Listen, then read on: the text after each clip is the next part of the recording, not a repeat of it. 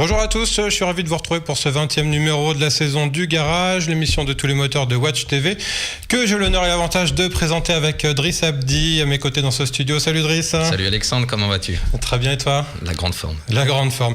Alors je suis content que tu sois là parce qu'on a un sommaire particulièrement chargé et sportif et on ne sera pas trop deux pour le mener au bout, je crois. On a plein de choses à dire, on va partir aux 24 heures du Mans, on va tester des voitures, donc effectivement on est même 4 autour de cette table. Alors, n'oubliez pas que vous pouvez nous retrouver, que vous pouvez retrouver tous les épisodes du Garage en replay sur le site watch.tv, que vous pouvez aussi vous abonner au podcast sur iTunes, c'est gratuit, télécharger les applications Windows et Android, et que vous pouvez également nous suivre sur le compte Twitter @legaragewatch, intervenir quand vous voulez avec le hashtag #legaragewatch. En deuxième partie d'émission, on s'intéressera donc à 3 nouveautés françaises du moment: la Citroën C4 Cactus, la Citroën C1 et sa cousine la Peugeot 108, mais aussi aux nouvelles versions Quadrifoglio Verde, des Alfa Romeo Giulietta et Mito. Pour en parler, j'accueille 2 confrères, dont un avec moi en studio, l'immense Eric Philippe, que vous connaissez déjà tous. Salut Eric. Ça va bien ? Ça va très bien et toi ? Bon, plutôt pas mal. Plutôt pas mal. Eh ben, écoute, tu nous raconteras ça après. Et en direct depuis la rédaction du magazine Evo, le nom moins immense, à la liaison dangereuse, Stéphane Schlesinger. Salut Stéphane. Bonjour. Salut, ça va bien ? Ben, très bien et toi ? Parfaitement. Alors dis-moi, qu'est-ce qu'il y a en couverture de Evo ce mois-ci ? Eh bien, ce mois-ci, nous avons la McLaren 650S. 600, bon, écoute, à l'occasion, un jour, tu nous en parleras. Avant cela, Driss, je crois que tu as passé le week-end à regarder tourner des voitures au bord d'un petit circuit de province. Un tout petit circuit, oui. On est parti au Mans. Donc pour la 90e édition des 24 heures du Mans, il s'est passé plein de choses et on va vous en parler par la suite. Alors justement, pour en parler, on a avec nous en plateau Grégory Delépine, porte-parole d'Audi France. Bonjour Grégory. Bonjour Alexandre. Comment vas-tu ? Très bien, en pleine forme. Alors 13e victoire pour Audi au Mans. On va parler de tout ça après une petite pause.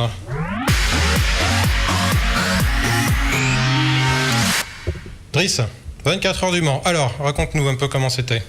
Eh ben, c'était passionnant, figure-toi. Moi, c'était la première fois que j'allais aux 24 heures du Mans. J'y connaissais absolument rien. J'ai déjà été à des courses, mais c'était tout le temps des courses moto.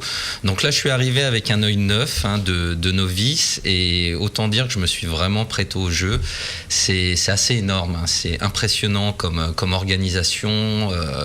C'est une grande fête. Il se passe toujours quelque chose, quelle que soit l'heure. Il y a un concert, il y a des activités, il y a bien entendu la course avec les voitures qui n'arrêtent pas de passer. Ce qu'il y avait d'impressionnant, c'est le nombre de voitures engagées. Il y en avait quelque chose comme 54, si je ne m'abuse, dont 3 Audi sur la ligne de départ. Donc, ils sont partis. Alors, la ligne de départ, on la voit à l'image derrière, c'est ça ? C'est exactement ça, oui. Donc, effectivement, il y a beaucoup de monde. C'est pas l'ambiance de la Formule 1. Non, pas du tout. Et c'est assez étonnant, d'ailleurs, les différences avec la Formule 1, ne serait-ce que le placement des voitures comme ça. Donc, c'est à l'ancienne, si on peut dire, parce que fut un temps, les pilotes étaient en face des voitures et devaient courir pour sauter dans les voitures. Donc, Grégory, qui a été mon mentor, si je puis dire, c'est lui qui m'a expliqué tout un tas de choses. Ça, ils ont arrêté de le faire parce que les pilotes n'attachaient pas leur ceinture, figure-toi. D'accord.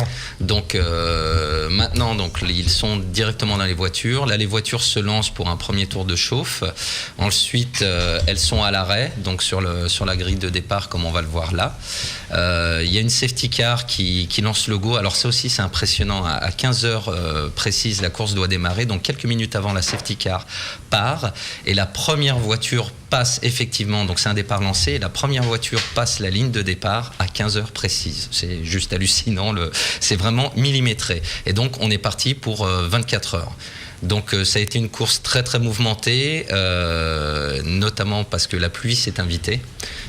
Au bout d'1h40, si je ne m'abuse. Comme c'est souvent le cas. Et 1h40 de course. Et là, on a eu les premiers accidents. Le premier, même, je crois. On n'en a pas eu énormément. Donc, c'est une Toyota qui est venue heurter une l'Audi numéro 3, si je ne m'abuse, qui s'est donc retrouvée immobilisée, qui n'a pas pu continuer la course. Mais il restait 2 voitures. Donc Grégory, vous aviez 3 voitures engagées à l'origine. Ça fait combien de pilotes en tout sur 24 heures ? Donc il y a 3 pilotes par voiture, ça fait donc 9. 9 pilotes. Et donc sur 24 heures, ça se passe comment ? C'est quand je suis fatigué, je passe le relais à mon coéquipier ou comment il s'organise ? En fait, on a des relais qui correspondent à plus de 13 tours, ce qui est à peu près le temps qu'il faut pour les voitures pour ravitailler. La plupart des pilotes font des relais d'un petit peu moins de 2 heures, 1h40 en général, en moyenne.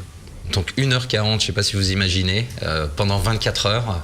Moi j'imagine bien, j'y suis allé 3 fois de suite. Donc en fait j'ai bien vu à quoi ça ressemblait. Moi ce qui m'a le plus surpris avec Le Mans, c'est que comme vous le disiez tout à l'heure, ça tourne tout le temps. Mais c'est pas ça tourne tout le temps. Parfois il y a des pelotons dans certaines courses. Là c'est pas le cas parce qu'il y a plein de catégories différentes. Elles sont pas toutes à la même vitesse. Et du coup il y a toujours une voiture qui passe au moment où on regarde la piste. On en voit 1, 2, 3, 4 qui passent pendant 24 heures. C'est très impressionnant ça. Et surtout il y a des dépassements puisque les GT sont nettement moins rapides que les protos. On voit toujours un dépassement. Et c'est assez effrayant d'ailleurs pour les pilotes, parce que comme on n'est pas dans les mêmes catégories, on se retrouve, quand on a une voiture très puissante en LMP1, on se retrouve derrière une GT qui avance pas par rapport à la LMP1, qui avance déjà très vite, la GT. C'est impressionnant. Et du coup on est bloqué, ça ajoute une saveur très particulière à cette course, qui est la course. Je rajouterais ce qui fait aussi le charme de cette course, c'est que vous pouvez avoir des amateurs, mais aussi des pros. Il y a des anciens pilotes de F1, il y a des gens qui sont vraiment extrêmement armés, et puis il y a des gens amateurs. Le rêve devient accessible aussi de vivre... de participer à la légende pour certains amateurs. Il y a notamment des stars de cinéma, et on avait Patrick Dempsey qui était présent sur cette édition, mais on se rappelle de Steve McQueen ou d'autres personnes. Elle est ouverte à tous et c'est ça qui fait le rêve. Ça participe de la légende en plus. Ouais. Alors on l'a dit, cette année il y avait une grosse concurrence, notamment alors il y avait Toyota qui est revenu, qui a quand même fait de bons résultats depuis le début de la saison au championnat du monde d'endurance. Et puis il y a le petit cousin Porsche que vous avez accueilli avec un petit film. Je ne sais pas si on va pouvoir le voir. Audi contre Porsche, c'était pour accueillir, pour re-souhaiter la bienvenue de Audi au Mans.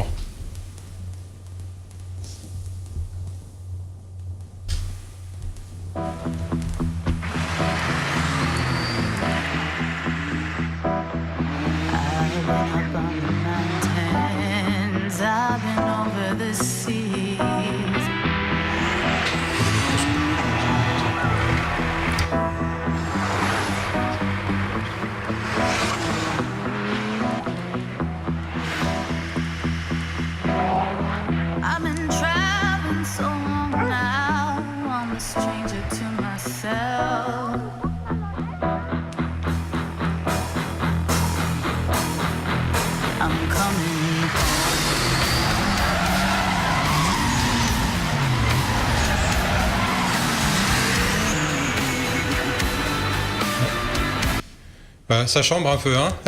C'est l'ambiance du Mans, on chambre un peu la concurrence, c'est un peu comme au rugby, c'est bon enfant ou il y a une vraie volonté d'en découdre.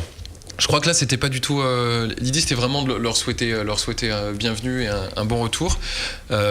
Audi est ravi quand il y a de nouveaux concurrents, ça met encore plus un focus sur cette course qui est extraordinaire, qui est des courses malheureusement pas assez médiatisées je trouve en France, extrêmement en Angleterre, je crois qu'il y a pendant le week-end il y a plus d'anglais que de français sur le circuit. Si on roule sur les autoroutes qui vont vers l'Angleterre, vers le nord, on voit effectivement beaucoup. Il y en a beaucoup, des Danois, des Anglais sur le retour des 24 heures sur l'autoroute, il y avait énormément de plaques étrangères et encore plus étonnant, c'est qu'on parle souvent anglais, même plus anglais que français sur place. Alors moi j'ai l'impression que l'espèce de désintérêt qui va croissant pour la Formule 1 avantage un petit peu, redonne un peu de couleur à ce genre de course d'endurance. Je ne sais pas si vous chez Audi c'est quelque chose que vous ressentez aussi, parce qu'évidemment votre intérêt c'est que la course soit de plus en plus médiatisée. Est-ce qu'il y a un intérêt qui remonte un peu quand même ? Il y a un intérêt qui remonte, ça c'est indéniable, surtout avec les nouvelles réglementations qui permettent d'apporter une touche d'originalité, de se démarquer par rapport aux autres championnats du monde. Et puis on le voit, Porsche revient, Nissan a annoncé son retour en 2015, il y a des rumeurs comme quoi Ferrari voudrait revenir. Nous, une des pires décisions qui avait été, des pires nouvelles qu'on avait eues, c'était l'arrêt de Peugeot qu'on regrette toujours. Mais plus il y a de participants, plus la compétition est belle, plus le championnat est relevé.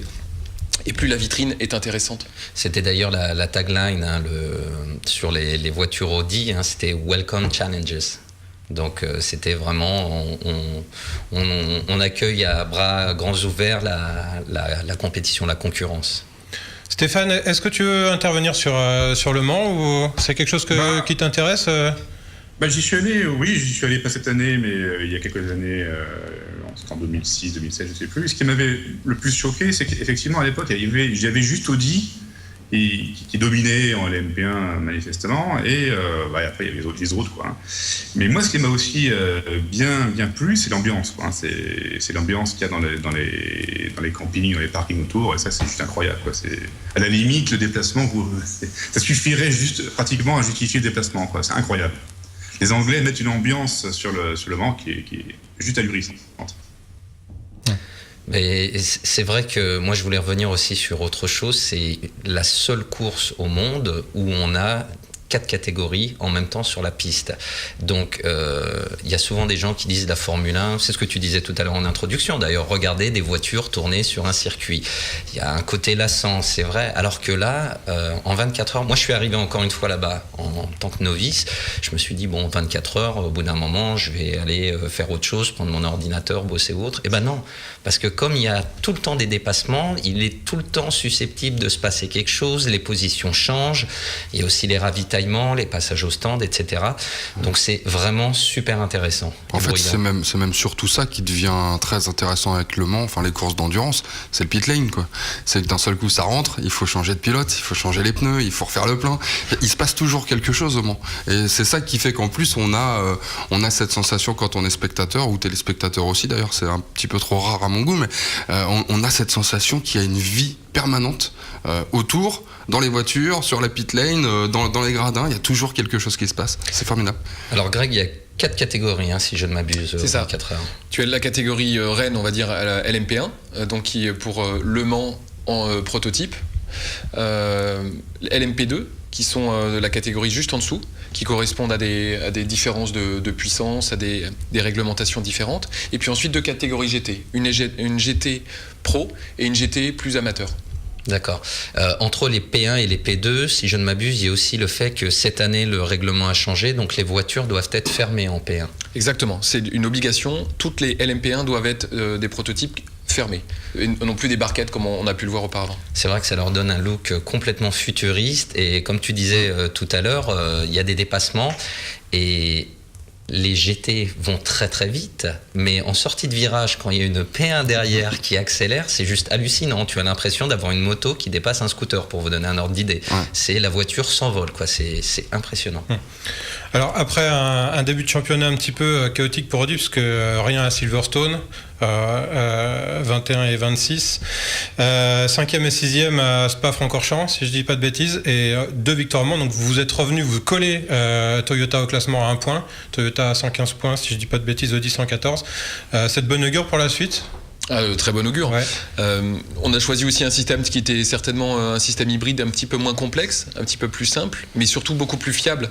C'est ce qui a fait la différence sur une course de 24 heures, et c'est un petit peu moins visible sur une course de 6 heures, je pense. Alors tu parles de système hybride, on peut peut-être justement rappeler quelle est la spécificité technique de ces voitures en LMP1. En fait, on a le choix en LMP1 d'avoir 4 catégories de motorisation, 4 catégories de récupération d'énergie. Audi a choisi d'avoir un moteur diesel, un moteur TDI, puisque ça fait quelques années que ce moteur a fait ses preuves chez nous. Et on a choisi d'avoir une catégorie récupération d'énergie la plus faible, de 2 mégajoules, alors que Porsche et Toyota ont choisi une catégorie un petit peu plus élevée. Ils ont des moteurs essence, mais une catégorie de 6 mégajoules. Pour faire très simple, ils ont beaucoup plus de retour d'énergie électrique. Ils ont la possibilité de récupérer plus d'énergie électrique. Sachant que la réglementation cette année a beaucoup évolué, notamment sur les carrosseries, on en reparlera peut-être à l'occasion, mais ils ont choisi un système qui, à mon avis, était extrêmement complexe, extrêmement intelligent, extrêmement performant, mais qui n'avait pas encore fait ses preuves, la fiabilité, et on l'a vu que sur une course de 24 heures, ça compte énormément. C'est effectivement ça, le maître mot, c'est la fiabilité, parce que les voitures, c'est pendant 24 heures et à fond. Puis à bloc, littéralement. Ouais, donc, c'est quoi la vitesse maximale d'ailleurs d'une Audi comme ça sur le Mans? Plus de 300 km/h. Ah oui, et donc à chaque tour. À 4 reprises. Ouais, c'est fou. Non, mais c'est ça. Ça va très très très vite. Il y a 2 technologies de récupération d'énergie justement. Donc on a au freinage, ce qu'on connaît aujourd'hui dans nos voitures également. Et il y a aussi la récupération de l'énergie au niveau des gaz d'échappement, si je ne m'abuse. C'est ça, en fait. L'avantage de cette dernière technologie de la récupération d'énergie via les gaz d'échappement, c'est que vous récupérez de l'énergie même en accélérant, alors que la récupération d'énergie au freinage ne permet de récupérer de l'énergie que la décélération, bien sûr. Ouais. Audi avait pensé à utiliser cette solution, sauf qu'on s'est rendu compte que avec le changement de réglementation, ça apportait encore plus de complexité. Il fallait un autre système et qu'on récupérait suffisamment d'énergie au freinage. Donc on a fini par abandonner ce système qui alourdissait en plus la voiture. Qu'est-ce qu'il y a comme transfert après dans les voitures de tous les jours, Audi par exemple? Alors justement... On va y venir, mais juste avant ça, on va rester sur la course encore quand même, parce que bon voilà, c'était quand même une course. Donc Toyota a mené pendant un bon bout de temps, jusqu'à ce que le moteur, c'est une course d'endurance. À 5h du matin, il y a eu une casse. Porsche également, donc qui se maintenait bien. Porsche était aussi plutôt bien placé. Rebelote, casse également. Donc on va parler un petit peu du classement. Hein. Première et deuxième place, Audi. Donc ça fait quoi, 16 participations, combien de victoires? C'est la 13e là. C'est 80% de réussite. Pas mal. Pas mal, le palmarès, c'est beaucoup pas mal. Se contenteraient de moins. On peut signaler sur la fin de course le geste symbolique de Porsche, qui a remis sa voiture en piste à un tour de la fin pour passer la ligne d'arrivée et qui les a passés main dans la main avec les Audi. C'était une belle image. C'est vraiment l'ambiance, je prends la parole, mais c'est vraiment l'ambiance des 24 heures du Mans, des courses d'endurance. Il y a énormément de fair play, il y a énormément de respect, d'humilité. Et c'est ce qui fait aussi le bonheur de suivre ces courses.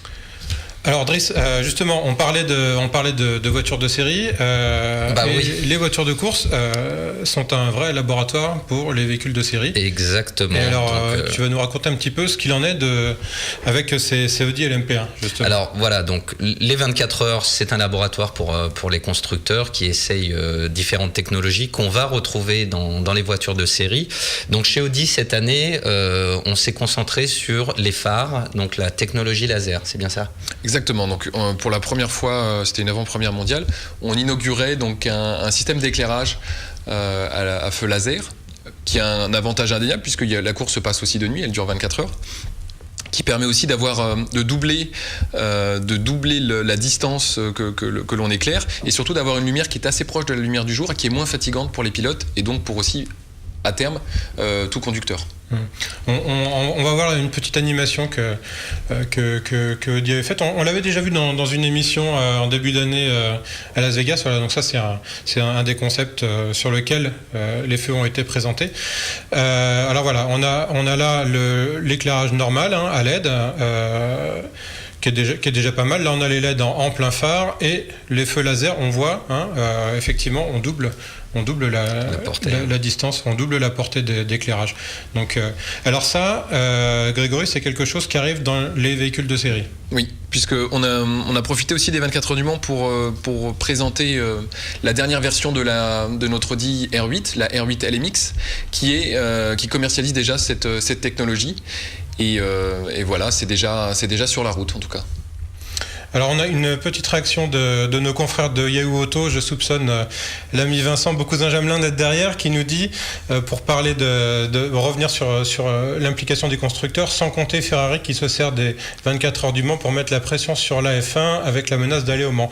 Je ne sais pas comment est vécu en interne chez Audi ou chez d'autres ce genre de menace, mais c'est plutôt une bonne chose. De toute façon, si Ferrari revient, on l'a dit. Nous, plus il y a de participants, plus la course est belle et plus la vitrine est intéressante. Et des participants de l'aura qu'a Ferrari, on serait ravis. Alors, et moi, je suis assez de cet avis. C'est très personnel, mais quand je vois les courses de Formule 1 cette année, plus que d'autres encore, je comprends que Ferrari a envie de retrouver un peu d'ambiance. Certes, ils sont plutôt mal en F1, mais les règlements sont les mêmes pour tout le monde. Ça fait quelques années qu'ils traînent un peu la jambe.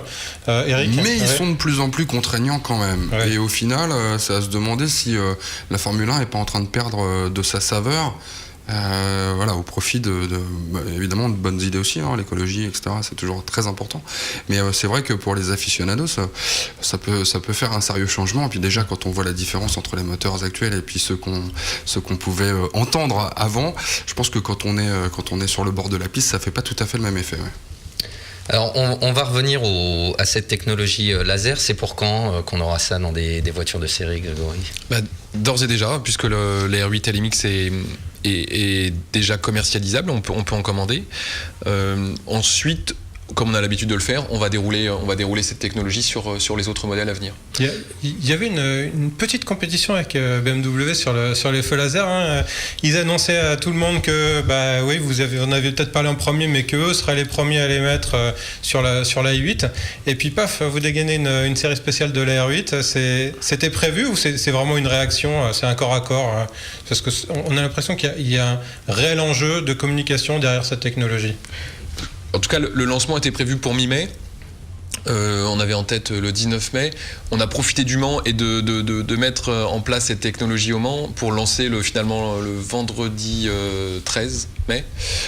C'était pas, en fait, on n'a pas choisi 6 jours plus tôt pour battre BMW. C'était l'occasion des 24 heures du Mans qui a fait que c'était une belle fête et que c'était tous les regards, tout le focus était sur les 24 heures du Mans. On a plutôt profité de cette occasion-là pour l'avancer d'une semaine. Il y a plein de choses aussi, on n'a pas mentionné, que j'ai pu voir lors des présentations aux 24 heures sur les feux laser. Ça, c'est assez impressionnant. C'est aussi en fonction, donc l'éclairage en fonction des véhicules qui arrivent en face. On peut rester en plein phare. Tu peux nous expliquer un petit peu comment ça fonctionne ? Donc en fait, sur la R18 e-tron Quattro, vous avez des feux laser, mais qui sont associés à ce qu'on appelle les Matrix LED, qui sont déjà commercialisés sur la 8. Sur la 8 notamment, oui. Qui le seront sur le nouveau TT, qui le sont déjà sur la nouvelle, le facelift Assist et A7. Ces feux laser, donc ces feux Matrix LED, pardon, sont une 25 LED qui s'éclairent et qui éclairent la route. En fonction de l'éclairage qui se trouve en face, afin de ne pas éblouir la personne qui se trouve en face, et qui sont connectés aussi avec le GPS. Lorsque vous arrivez dans une épingle, ils ont anticipé l'épingle et ils éclairent déjà la partie du virage que vous allez emprunter avant même que vous l'ayez vu. Stéphane, ces feux Matrix LED, tu les as déjà essayés ou pas, toi ? Alors ceci précisément non, mais j'ai déjà essayé des projecteurs au xénon actifs d'une marque concurrente munichoise dont la première lettre est B par exemple, et qui finit par W avec un M au milieu. Et c'était assez bluffant, je dois dire. C'était pareil, c'est un éclairage actif en continu, c'est-à-dire qu'on reste en plein phare tout le temps, quel que soit ce qui arrive en face, et le faisceau s'adapte. Et ça procure une sécurité supplémentaire la nuit qui est extraordinaire, vraiment extraordinaire. Après, bon, les feux directionnels, ça existe depuis très très longtemps. Il y a effectivement une petite différence entre le système retenu par Audi et le système retenu par BMW. Le système BMW actuel, en tout cas, est un système mécanique. Oui, il y a un câble qui circule. Voilà, il y a un câble qui circule devant les projecteurs au xénon. Ça marche très très bien. Après, bon, peut-être. En revanche, j'ai déjà essayé les voitures équipées de feux à LED et les projecteurs à LED. La puissance d'éclairage est assez décevante, honnêtement. Tu trouves, toi? Ouais. Oui, du moins sur celle que j'ai essayé, j'ai trouvé que par rapport à des ampoules classiques, il n'y avait pas d'avantage déterminant. En revanche, le xénon, oui, ça marche, ça éclaire plus, et j'ai hâte de tester la technologie laser. Autre technologie, on en parlait aux 24 heures du Mans, les voitures sont hybrides, donc moteur thermique, en l'occurrence un moteur diesel chez Audi, et un moteur électrique. Donc ça aussi, je pense qu'il y a déjà une voiture qu'on a pu essayer à Las Vegas, Grégory, dans le parc chez Audi, une voiture hybride. Une voiture hybride, oui, qui est la 3 e-tron.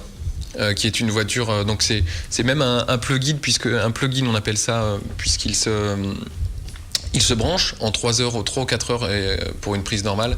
Vous avez 50 km d'autonomie de 0 à 130 km/h. Donc ça, on l'avait essayé, Alexandre, à Las Vegas. Je ne sais pas si tu l'avais essayé, toi. Pas encore, mais ça ne saurait tarder. Elle arrive. Elle est prévue fin d'année en commercialisation, en septembre-octobre, c'est ça? On la lance à la rentrée. On aura l'occasion d'en reparler, ouais. C'est une voiture en plus qui apporte toujours un plaisir de conduite. Elle fait plus de 200 chevaux. C'est pas une voiture de sans permis, en tout cas. C'est vraiment une voiture avec beaucoup de plaisir de conduite, et on a voulu quelque chose de très simple, sans avoir beaucoup en tout cas, le sentiment qu'il y ait beaucoup de technologie à l'intérieur. Une voiture très simple d'utilisation. Et c'est vrai qu'à conduire, c'était le cas aussi. C'était très impressionnant. Les LMP1, dans les phases de freinage, tu ne les entends plus. Tu as comme un bruit très diffus. Ça fait très futuriste. Et donc, tu vas retrouver la même chose dans ta voiture de série. L'intérêt également, c'est quand on est dans les embouteillages, on est sur le moteur électrique. Donc, c'est totalement silencieux. Et sans même parler des économies d'énergie et d'essence. Il n'y a pas d'embouteillage au Mans? Non, pas au Mans. Non, mais je te parlais de la voiture série en tout cas. Très bien. Autre chose, Driss, peut-être sur le Mans? Non, je pense qu'on a fait le tour. Alors, on a encore une question de Damien Rullière, encore un confrère. Tiens, privilégier les GT plus proches de la série, ne ferait-il pas venir plus de constructeurs? Oui, c'est vrai que c'est une bonne question, ça. C'est même à se demander, d'ailleurs, pourquoi, Audi n'est pas aussi présent dans les autres catégories. J'imagine qu'il y a des coûts énormes, ne serait-ce que pour être présent à l'MP1, mais on aurait pu imaginer peut-être une présence vraiment officielle dans d'autres catégories, c'est pas prévu. Avec R8 et les par exemple, ouais. Alors, l'Audi R8 est présente en GT, pas aux 24 heures du Mans, mais on a même d'excellents résultats. Je crois qu'on a été champion de France l'année dernière en GT. Il y a de nombreuses R8 GT qui sont engagées dans différents championnats, notamment en FIA GT. C'est une voiture extrêmement performante. Effectivement, on ne peut pas être au four et au moulin. Être dans la catégorie Rennes LMP1, c'est déjà beaucoup d'investissement et beaucoup de temps. On espère qu'un jour un team privé engagera une R8 et je serais pas surpris que ça finira par arriver. Ouais. Bien, écoute, Grégory, merci d'être venu nous parler avec passion de ces 24 heures du Mans. Je vous propose qu'on enchaîne tout de suite avec la suite du programme. On va parler Alfa Romeo, Citroën C4 Cactus, Citroën C1, Peugeot 108. À tout de suite.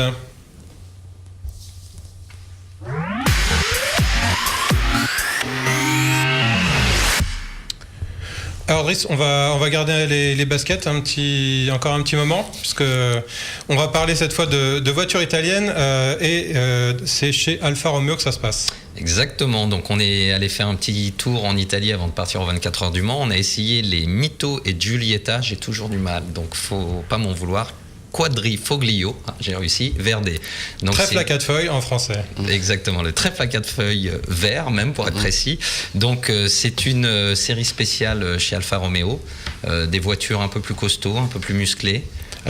Qu'on a pu essayer. Stéphane, notre docteur S-qualité, raconte-nous un petit peu ce que signifie le trèfle à 4 feuilles chez Alfa Romeo. Ça date pas des Mito et des Giulietta. Hein. Non, ça date depuis très longtemps. Hein. C'est le symbole des Alpha de course déjà à la fin des années 20, si je me rappelle bien. Donc c'est un signe porte-bonheur. D'ailleurs, ce qui est assez étonnant, c'est qu'ils nous ont fait essayer ces voitures Quadrifoglio Verde avec ce symbole porte-bonheur un vendredi 13, ce qui est assez cocasse en fait. Et oui, ils ont ressorti ça régulièrement tout au long de leur histoire pour désigner des modèles à tendance sportive. Je dis bien tendance parce que les dernières Quadrifoglio Verde ne sont pas de vrais sportifs quand même. Alors justement, on va y venir. Driss, donc on a commencé par la Mito. Oui. Raconte-nous un petit peu comment tu as abordé cette voiture et puis finalement quel est ton ressenti au final? Alors, donc ces voitures, qu'est-ce qui change concrètement? Donc il y a déjà des petites touches esthétiques, notamment donc il y a ce logo avec le trèfle à 4 feuilles, merci. Les pare-chocs sport, un spoiler à l'arrière, l'échappement également est différent du modèle de série. Ils ont également travaillé des petits détails comme le marchepied qui est en alu, le pédalier également. Qu'est-ce qu'on a d'autre? Un intérieur cuir qui lui aussi rappelle les couleurs du logo, le vert. Avec une petite surpiqûre verte sur le cuir, ouais. Voilà, on va les voir et à l'image. Le fameux volant à mes plats que Alexandre adore, comme on va pouvoir le voir. Donc on a commencé l'essai avec la Mito, donc de 170 chevaux. On a d'abord tourné sur circuit, et là on s'est rendu compte que le moteur 170 chevaux, c'est un peu léger. En revanche, l'essai était intéressant parce que je pense on est tous d'accord pour dire que le châssis, en revanche, est vraiment excellent. Stéphane, ton avis sur le châssis? L'Alfa Mito part quand même de relativement loin parce qu'elle n'a pas toujours été au point niveau châssis. Et effectivement, la toute dernière version Quadrifoglio Verde avec la boîte TCT marque des progrès justement en matière d'équilibre, de précision. En revanche, je suis beaucoup moins convaincu par l'assistance de direction, qui est trop molle, qui est inconsistante, ça c'est un gros défaut.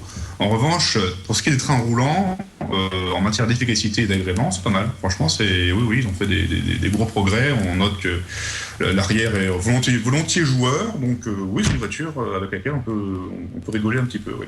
Ouais, voilà. Dans le respect, évidemment, de la législation, des temps de vitesse. Alors nous, effectivement, on a eu la chance donc de tourner à Baloco, qui est le circuit privé d'essai d'Alfa Romeo sur lesquels ils testent non seulement les voitures déjà en production comme Mito et Giulietta, mais aussi tous les prototypes. C'est d'ailleurs assez amusant parce qu'on voit des prototypes Jeep, des prototypes Fiat, des voitures maquillées, bien sûr, pour pas qu'on puisse en discerner les grandes lignes ou les nouveautés qui tournent en même temps dans les allées du circuit. C'est toujours intéressant d'aller dans ce genre d'endroit, Andris. Oui, et donc après cet essai sur circuit, on s'est aussi essayé sur route, et là je rejoins Stéphane dans ce qu'il disait, c'est vrai que c'est une voiture très joueuse. Là en revanche sur route, les 170 chevaux sont amplement suffisants, et il y a de quoi s'amuser, conduire tranquillement ou vraiment de se faire plaisir. Et là je vous propose d'ailleurs de voir une petite séquence qu'on a tournée embarquée lors de cet essai. On a là une petite voiture qui est plutôt sympathique, un litre 4, turbo, multi-air, 170 chevaux. Alors pour un usage circuit, c'est un peu léger, on va dire qu'il en manque une trentaine. Par contre pour la route, ça suffit vraiment largement. On a une boîte de vitesse qui est assez rapide quand on est sous charge, qui sait par contre préserver un peu le confort dès qu'on roule tranquille, donc c'est plutôt pas mal. Et puis les trois modes de conduite qui sont dynamiques, normales et tout temps, qui permettent à la voiture vraiment d'adapter son comportement au style de conduite qu'on veut adopter, donc ça c'est plutôt pas mal. Alors pour ce qui est du confort, on a des sièges cuir qui maintiennent relativement bien. Alors moi c'est un goût personnel, mais j'ai toujours été très bien assis dans les Alfa Romeo, et ce quel que soit le modèle, c'était le cas sur la 147, sur la 159, sur la Giulietta, qu'on essayera peut-être tout à l'heure. Voilà, donc je suis très bien assis, siège cuir surpiqué en verre, c'est plutôt joli. Le verre du trèfle à 4 feuilles, bien sûr. Pédalier racing, comme ils disent, en aluminium, ça donne une petite touche, c'est pas ça qui fait l'efficacité de la voiture, mais ça donne un genre. Et puis voilà, donc là on a un petit levier de vitesse qu'on n'utilise pas puisqu'on est sur une boîte à double embrayage. On peut passer les vitesses au volant avec les palettes qui sont ici. Pour ce qui est de la vie à bord, de l'équipement et de la technologie, alors c'est un peu mi-figue, mi-raisin. C'est-à-dire qu'on a un petit GPS avec écran tactile qui joue son rôle, il donne la navigation. Il est, on va dire, d'une technologie N-1, c'est pas forcément le dernier cri sur le marché, mais bon, ça joue son rôle. Pour ce qui est de l'équipement et des commandes de tout ce qui est climatisation, ventilation, système audio, etc. Là on est pour moi un peu dans le moins bien, c'est-à-dire qu'on est sur des boutons en plastique pas forcément très agréables. L'ergonomie est correcte, mais voilà, c'est le ressenti, le toucher qui est pas terrible. Et la présentation, on va dire que Alfa Romeo a fait mieux sur d'autres modèles. Blanche de bord moussée, plutôt jolie, une imitation carbone mais moussée. Et alors le volant, moi je suis pas fan, c'est un volant Fiat adapté avec un logo Alfa Romeo et un petit méplat qu'on va pas retrouver chez Fiat non plus. Mais voilà, bon, il y a les commandes essentielles au volant, il y en a pas trop, donc ça c'est plutôt bien. Mais voilà, je suis pas fan de l'appréhension. Il lui manque quelque chose. La jante est peut-être pas assez grosse ou je sais pas, mais pour moi il manque quelque chose à ce volant. En dehors du style, que ça on aime ou on n'aime pas, et moi je vous dis je suis pas fan. Mais voilà, et pour moi dans une Alfa Romeo un volant c'est important. J'aime beaucoup le mot de la fin. Le volant c'est important, t'es d'accord Stéphane? Non, j'étais en train de m'imaginer comment on pourrait faire revenir ces fameux volants avec la jante en bois. Donc, évidemment, les normes de sécurité n'empêchent, mais on trouvait une solution, ça pourrait être une solution très sympathique. Mais, voilà, mon petit grief contre ce volant, c'est que c'est un volant qu'on retrouve dans les Fiat et dans la disposition des commandes et dans leur et même dans leur dessin.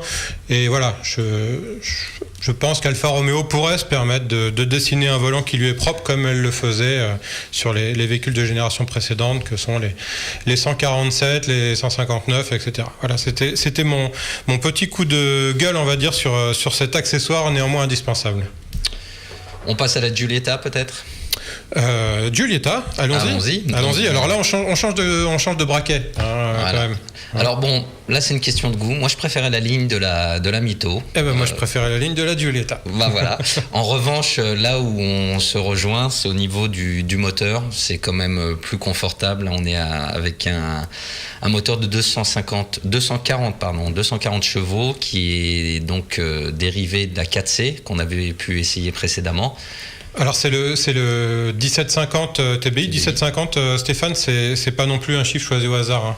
Non, c'était un moteur, c'est une cylindrée qui était utilisée sur les fameux coupés Berthold, par exemple. Hein, et ce moteur 1750 Bialbero, à l'époque, était réputé comme étant le plus nerveux de tous. Hein. Et après, il y a eu le 2 litres qui était plus souple, plus coupleux, mais moins rageur. Et oui, donc c'est le 1750 qui a surtout marqué les esprits, même si les autres étaient aussi excellents. Alors, si tu devais décrire celui-ci, bon, on est tous d'accord que effectivement la Mito manquait un petit peu de pêche. Est-ce que ce 1750, donc qui est un moteur turbo compressé qui développe 240 chevaux, est-ce qu'il suffit à cette voiture ? Qu'est-ce que tu en as pensé, toi ? Alors, il faut parler de deux choses, de l'ancienne Giulietta Quadrifoglio Verde et de la nouvelle. L'ancienne avait pratiquement le même moteur, à ceci près qu'il avait un bloc en fonte et pas en alu comme sur la nouvelle. Et surtout, le problème qu'il avait avant, c'est qu'il se comportait comme un diesel, c'est-à-dire qu'il était très souple, très coupleux à mi-régime, mais quand on passait les 5000 tours, il n'y avait plus grand-chose, et à 6000 tours, rideau. Et là, ils ont retravaillé non seulement le bloc, mais aussi la gestion électronique, ce qui fait que il continue à pousser joyeusement après 5000 tours et il monte jusqu'à 6500 dans un joli bruit, ce qui est nouveau aussi. Hein. Auparavant, ce moteur ne faisait pas de bruit. Donc ça procure un agrément de conduite très supérieur à celui de l'ancienne Giulietta Quadrifoglio Verde, pour des performances qui sont, elles, en revanche, tout à fait similaires. Mais l'agrément vraiment change pratiquement du tout au tout. C'est un très bon moteur. À mon sens, c'est un très bon moteur. Moi, je voudrais rebondir sur ce que disait Stéphane au niveau du moteur, du bruit du moteur. Effectivement, lors de la présentation, ils ont beaucoup insisté là-dessus. Hein. Il y a eu pas mal de détails techniques sur à quel point ils ont travaillé les harmonies, etc. Et c'est vrai que déjà, quand on avait filmé le démarrage du moteur, mais bon, il y avait trop de vent, donc on ne peut pas vous passer la séquence. Mais il y a ce bruit qui est quand même très valorisant avec la voiture, mais sans pourtant être trop envahissant, parce que c'est vrai que par moment, si le bruit dans l'habitacle est un peu trop proéminent, ça peut devenir fatigant à la longue. Donc là, c'est pas du tout le cas, c'est vraiment agréable. Et pour ce qui est de l'agrément de conduite, je suis d'accord également. On a pu l'essayer là également sur route et sur circuit, et c'est vrai que ce moteur, encore une fois dérivé de la 4C, on en a sous le pied, et vraiment on peut se faire vraiment plaisir. Je crois que le souci de cette voiture, c'est plutôt son prix qui est quand même élevé par rapport à ce que propose la concurrence, non Stéphane ? Oui, je suis d'accord, il y a deux choses. D'une part, le prix est relativement élevé. D'autre part, il y a un malus qui est quand même de 2200 €. Hein. Alors bon, ce qui est beaucoup. Alors on va en parler de la concurrence. Je te laisse finir, Stéphane. On va revenir sur la concurrence. Enfin, vas-y. Voilà, et en plus, il y a quelques équipements qui restent optionnels, comme le GPS par exemple. À ce niveau de prix, je trouve ça dommage. Alors, ce qu'il faut signaler quand même, c'est qu'ils ont installé de série. On n'a pas la sellerie tout cuir, on a une sellerie mi-cuir, mais qui va de pair avec des sièges baquets à l'avant. Qui sont d'un confort alors absolument étonnant. Hein. Moi, j'ai été bluffé par ça parce que je me suis dit, non seulement on est bien maintenu, mais en plus, c'est pas du tout un bout de bois, quoi. Hein. C'est très agréable. relativement souple, et là il y a un vrai agrément. Il y a une option en revanche qui est indispensable. Là, quand on parlait d'esthétisme, moi j'ai trouvé que la planche de bord au niveau du passager était laide.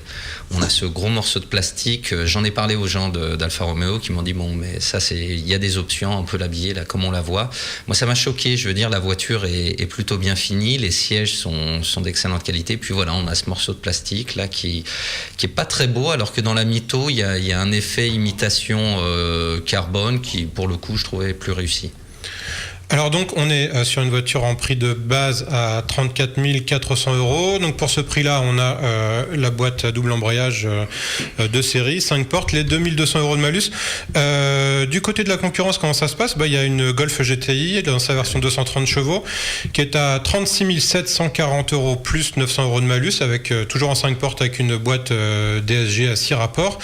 La Leon Cupra, qui est effectivement un petit peu moins disante en termes de prix d'appel, qui est à 33 795 en DSG 6 5 portes, mais à laquelle il faut rajouter 1600 €. 265 chevaux. 265 chevaux, j'ai pas précisé, effectivement. La Renault Mégane RS, 265 chevaux également, 32 000 € et des brouettes en 3 portes uniquement, et boîte de vitesse manuelle, 2200 € de malus.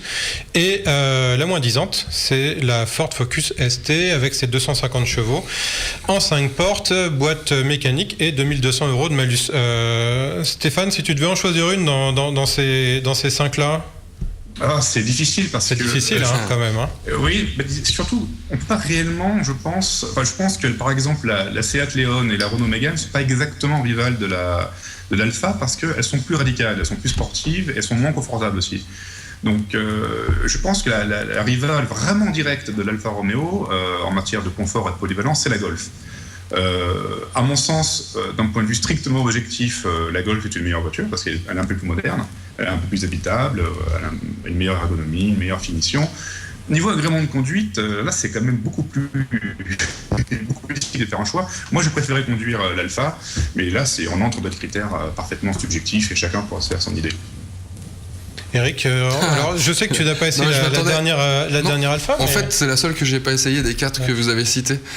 Donc c'est un petit peu difficile pour moi de me positionner, mais très franchement, là, si je devais choisir une des 4, je prendrais quand même la Mégane RS parce que c'est un outil de travail vraiment quoi. Là, pour le coup, sur circuit, c'est indéniable. Puis je sais pas, elle a quelque chose d'un peu fascinant, même si elle est encore ancienne. Et puis elle est ancienne, mais quand ils la font progresser un petit peu, on aura l'occasion peut-être d'en reparler. Elle continue de cartonner. Quoi. C'est bien ça pour aller faire les courses. Ouais, c'est pas mal. Oui. Eric, petit clin d'œil à la version radicale, 275 chevaux dans laquelle on a tout enlevé. Il y a un peu plus à soir quasiment. Mais c'est vrai qu'ils se sont fait piquer le record justement par la Seat Leon Cupra il y a peu de temps sur le Nürburgring. Ils avaient réussi à passer sous la barre mythique des 8 secondes pour une traction de série, etc. Avec la Seat Leon Cupra. 8 minutes, pardon. 8 minutes.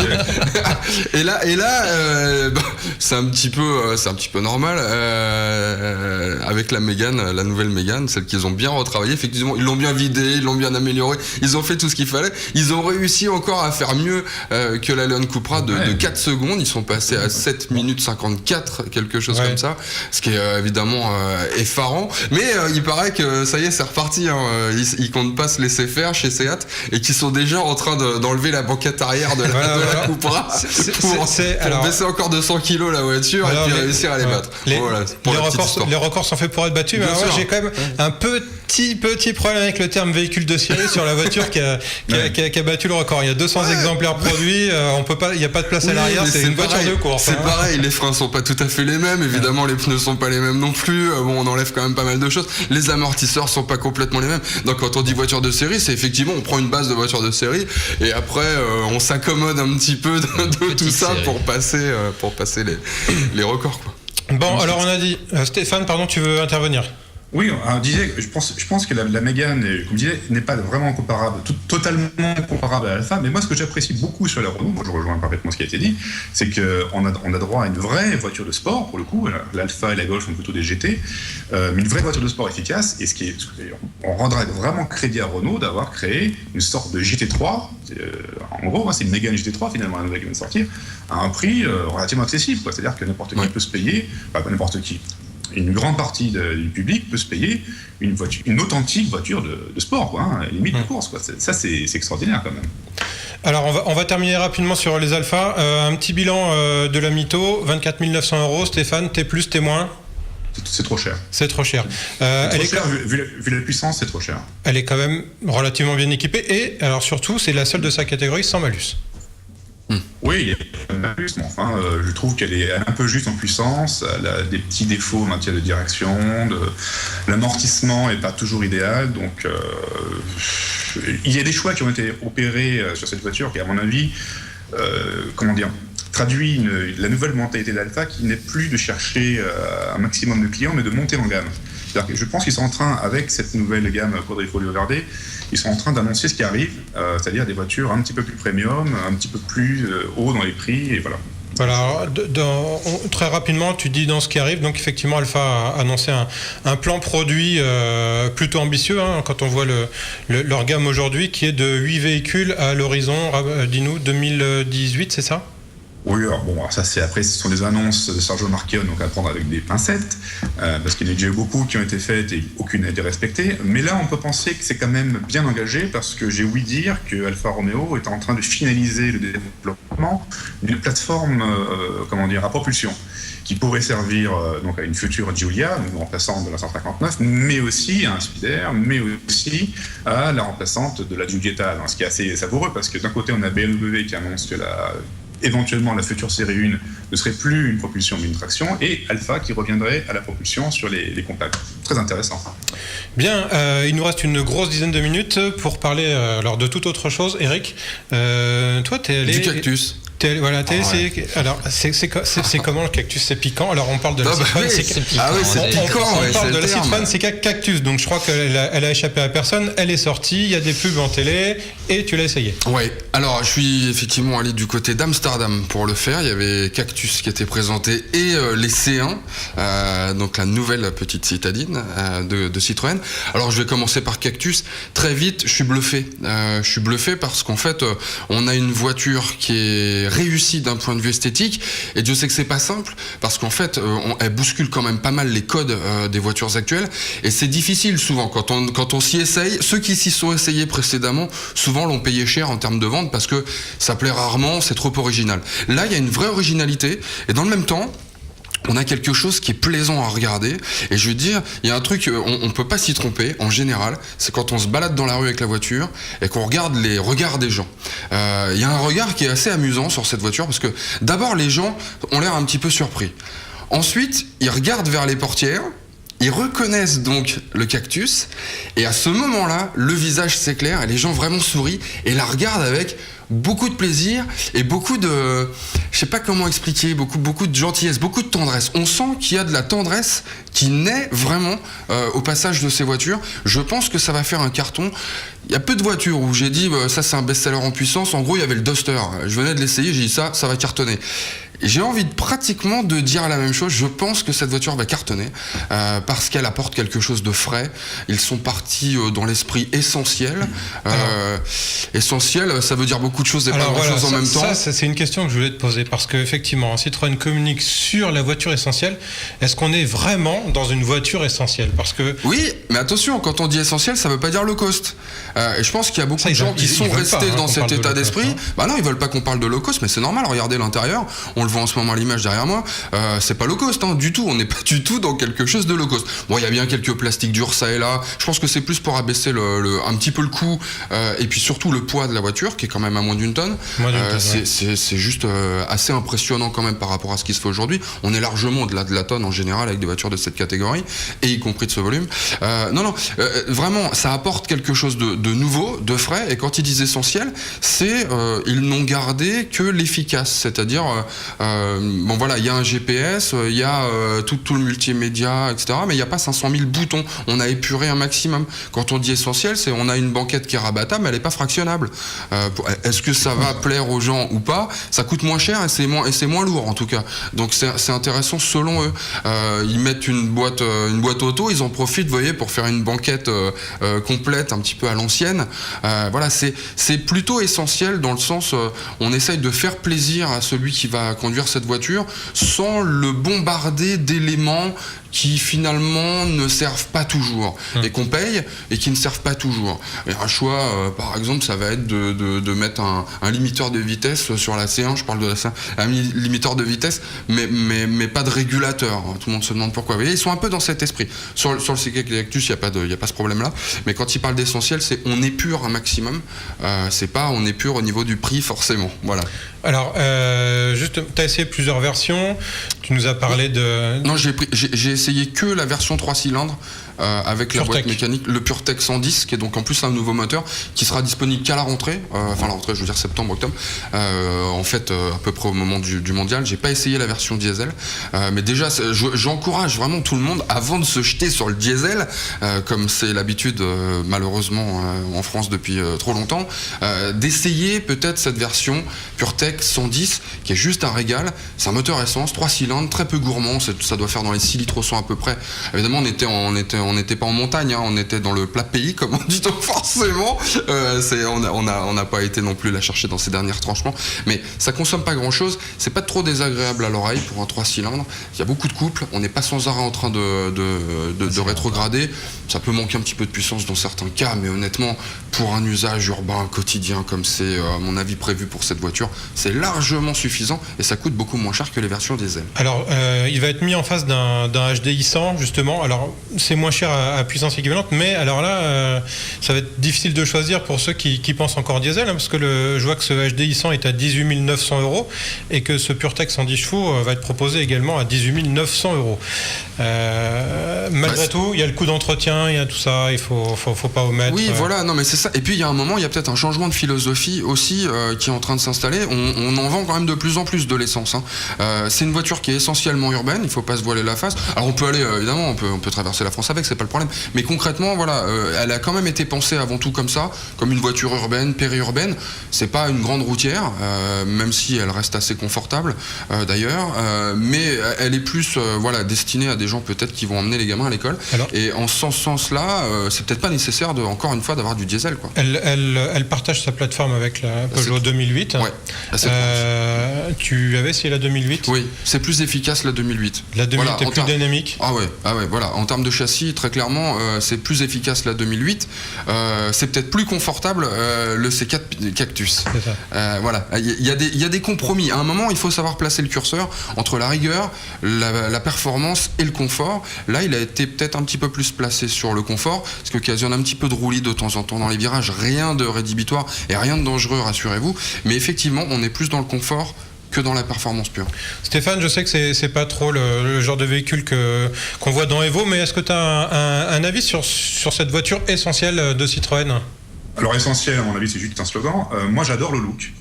Je trouve j'adore vraiment le côté concept car, mais pour la série. Je trouve ça, c'est gonflé, c'est réussi, et c'est à un prix abordable. Donc on peut s'offrir du vrai design à un prix abordable. En dehors de ça, je ne sais pas trop ce qu'elle a proposé cette voiture. Donc je trouve qu'elle a un aménagement intérieur qui est d'une banalité consternante. C'est que du look, hein, donc il n'y a pas une vraie modularité, il n'y a pas d'astuce. Je trouve ça un petit peu... C'est ça qui me gêne un petit peu. C'est pour ça qu'à la limite, je préférais moi une 2008, parce que justement, il y a plus ce côté pratique, modularité, réflexion sur comment on fait un habitat. Comme ça a été dit, hein, c'est une question de curseur, une question de choix. Hein. Si on aime le look, si on veut ça, si on veut du design, effectivement, à ce prix-là, c'est une super affaire. Alors quand on dit ce prix-là, le prix de base c'est 13 950 €. Ça, c'est la version que personne n'achètera. On est avec un 1 litre de essence de 75 chevaux à ce prix-là. Ouais. Et si on veut monter... Il faut compter 19 000. Ouais. 19 000 pour avoir une voiture bien équipée et bien motorisée. Voilà. Mais alors bon, je rejoins un petit peu ce que disait Stéphane sur le côté pas forcément hyper innovant. Il y a quand même des choses qui sont intéressantes. Cette histoire de banquette complète à l'avant. Et puis ce côté un peu maroquinier, vous remarquerez peut-être les sangles qui sont sur les portières au lieu des poignées traditionnelles. Vous remarquerez peut-être aussi cette boîte à gants qui ressemble beaucoup à une mallette en fait en cuir avec pareil des petites sangles. Tout ça c'est un petit peu du superficiel et du design, mais c'est joli et ça fait toujours plaisir quand on rentre dans une voiture et qu'on a un habitacle qui est Allez. sympa, qui est soigné, quoi. Il nous reste très peu de temps pour parler des Citroën C1 et Peugeot 108. Alors là, est-ce que... Des progrès. Voilà, il y a des progrès, mais est-ce qu'on n'est pas quand même sur du neuf avec du vieux? Alors les Peugeot C1 et 108, ce sont les petites citadines des marques françaises, rejointes par la Toyota Aygo. Alors on change de catégorie, on est dans le petit. Ton avis rapide sur ces voitures, Eric? Rapidement, ça évolue pas beaucoup, mais ça évolue quand même, et ça sera toujours mieux que les versions précédentes. Déjà d'un point de vue design, il n'y a pas photo. Alors moi j'aime beaucoup la Elles font Peugeot. moins voiturette sans permis. La Peugeot est pas mal. La Aygo, alors a la palme de l'originalité. Après, faudra voir si ça plaît ou pas. Et puis la Citroën, finalement, peut-être un petit peu plus féminine. Moi, j'ai interrogé autour de moi les gens. La plupart du temps, les nanas préfèrent, enfin, les femmes, pardon, préfèrent la petite C1. Bon, voilà, tout ça, c'est une histoire de goût. Il y a quand même des choses sympas. Moi, ce que j'adore sur cette voiture, et je vous le dis très franchement, à mon avis, c'est le must, c'est la version top sur la Peugeot qu'on voit derrière. C'est-à-dire ce côté découvrable d'emblée qui est proposé, c'est pas donné dans les 1000 ou 1200 euros, quelque chose comme ça. Mais ça, c'est un vrai plus. On a une petite citadine et on a pratiquement l'impression d'avoir un petit cabriolet tout de suite. D'emblée, c'est proposé. Moi, je trouve que c'est une très très bonne idée. Alors, ce qu'il faut savoir, c'est que si on prend cette version top, j'en ai fait l'expérience, on ne met plus que des enfants à l'arrière. La garde-toit est rabaissée de quelques centimètres, mais si vous faites 1m80, vous ne vous asseyez pas derrière, sincèrement. Même dans les autres versions. Non, c'est pas grave, on s'en fiche. Faut avoir des enfants, c'est tout, pas d'amis. Il y a un nouveau moteur aussi sur ces voitures qui est le même que sur la CK Cactus. Il y a un PureTech. Un PureTech, le 3 cylindres 1,2 litre. Il est ici en version 82 chevaux et il y a un autre moteur qui est lui proposé par Toyota qui est également un 3 cylindres 1 litre VVTi qui fait 68 chevaux. Ouais. Qu'il faut pas prendre. Il n'y a pas photo? Non, il n'y a pas photo du tout. Non, il n'y a pas photo. Il y en a un qui est poussif et l'autre qui est sympa, voilà. Pour résumer. Je vous laisse imaginer lequel est poussif et lequel est sympa. 82 chevaux, ça en apporte un petit peu plus sous le pied quand même. Et le 68, il est vraiment, il est ancien, quoi.